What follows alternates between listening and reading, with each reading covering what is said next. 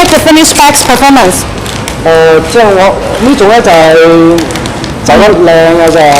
Okay, it's good sealing for the mid sealing, and the perfect one.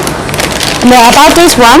即係呢種咧就係溫度比較高啲嘅。And here we can check it. The middle seal is a high temperature, so we can set the lower temperature of the middle sealing device here. Okay. 呢種咧就走上就冇基本上係咁樣噶啦。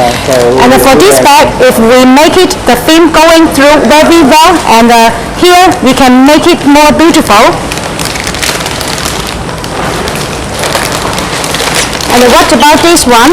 Let's check. 就係重啦，佢拉膜嘅時候佢爆膜啦。Okay, we can check these two, and it's apart, and they're not sealed together, and it's because the package is too high weight, and we can lose weight, and it can go very good, beautiful sealing performance.